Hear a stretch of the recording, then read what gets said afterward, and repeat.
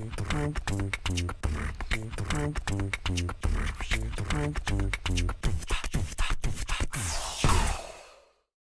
you might be an Audi guy, a Mercedes guy, or you might even be into the Japanese car scene. But there's a few cars as a car enthusiast, as a car guy, that you can't deny and you got to appreciate. And this is one of them.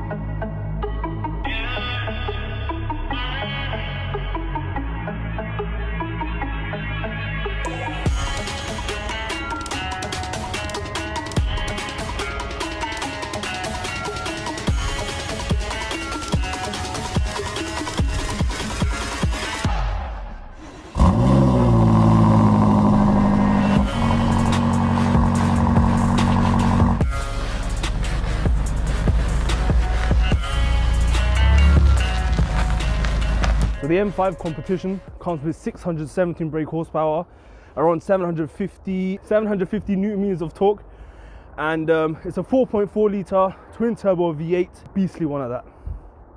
So the M5 Competition is a pack upgrade on the normal M5, which will set you back another 6-7 grand, and for that you get an extra 25 horsepower, 10% more stiffer suspension, a lower ride, and a more hencher looking vehicle. This particular M5 Competition has the black pack. All the accents are in black. There's no chrome, there's a chrome delete. So you're looking at around 100 grand worth of car right here. And now this, you're talking about second-hand 458 Ferrari money. You're talking about R8 V10 plus money. It's a lot of money that you're putting towards a car. But like I said, this is one of the cars that every car enthusiast appreciates.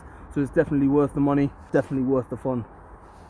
So this M5 in particular, it has contrast stitching. You can see the black on top of the beige, got the contrast stitching here on the black leather on the top. As we all know, BMW's build quality is one of the best. Older BMWs, I've always said the interiors lack the luxury feel. They're not very up to date compared to its other rivals, be it Audi, be it Mercedes. But these later models of BMWs, I mean, the interiors are actually very, very nice, you know, greatly built together.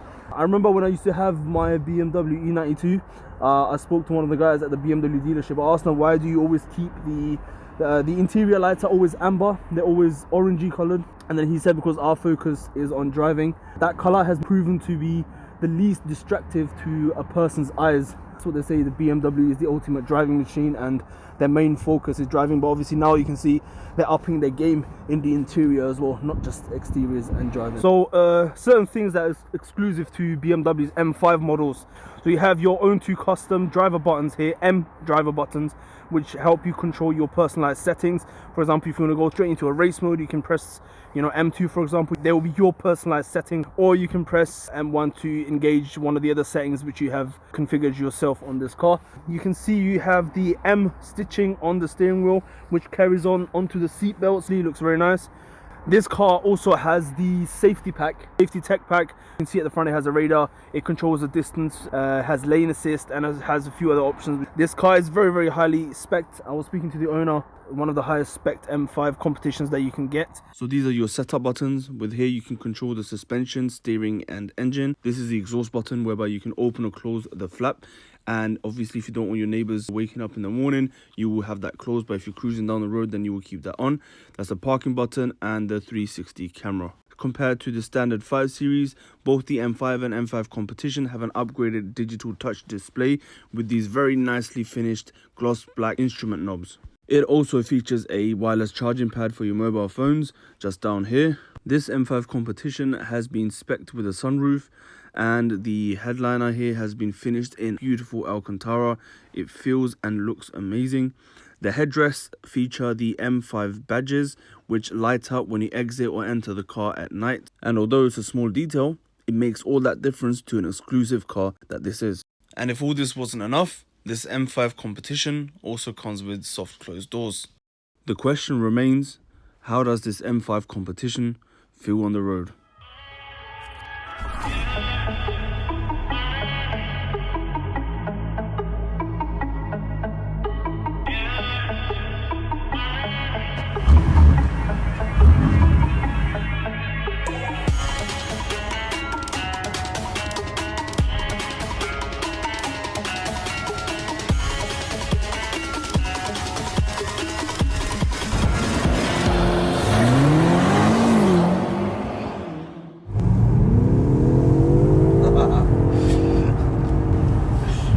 drive this car normally when you're driving, or? It's impossible. It's honestly, impossible. I've nearly crashed the other one. But there's something called DSC, stability control. You switch that off, and only the power goes in the back wheels only, because this is This is four-wheel drive. If you switch it back to the back wheels only, and I really pressed it just to see. So when you first start the car, it's called. You have to wait until full driving speed. It tells you here for the car to warm up. The suspension, I can actually notice a lot. And you said this is not the sportier setting. It's not stiffer yet. You got to think there's 20-inch wheels on there, so that's another thing. With the M5, I think this is 10% more stiffer than the M5, and the M5 is really stiff. The normal M5, slightly higher than this. The M5 Competition, they've lowered it slightly. I don't know, by 7% or 10%. I don't know. This car has almost everything. It has. I saw one thing I saw was the Harman Kardon. It's got the 360. It's got the everything you can think of, from soft closing doors, massage seats. And it's got the radar, cruise control radar, automatic lane assist and everything. Lane assist. The owner of the M5 Competition, prior to this, owned a Bmw M5.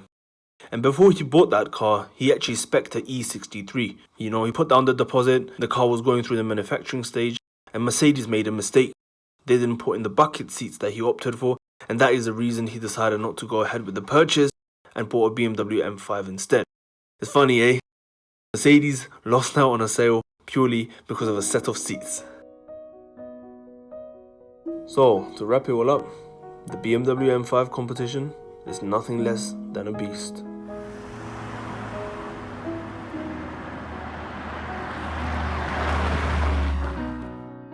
It really is the ultimate driving machine. When you're inside the Bmw M5 Competition, you feel like you're connected to the road. You feel every inch, every mile of the road. The suspension has been beautifully manufactured by BMW.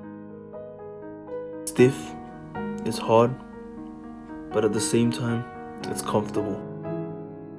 It's one of the cars that will give you the ultimate performance, ultimate power, speed, but at the same time, it will allow you to have your kids in the back and go somewhere with family.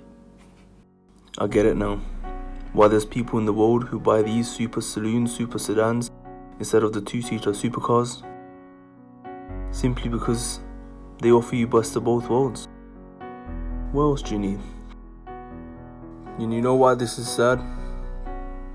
Because in the future, we might never see cars like this again. They're changing rules, government policies, car regulations won't allow cars like this to be on the road in the near future.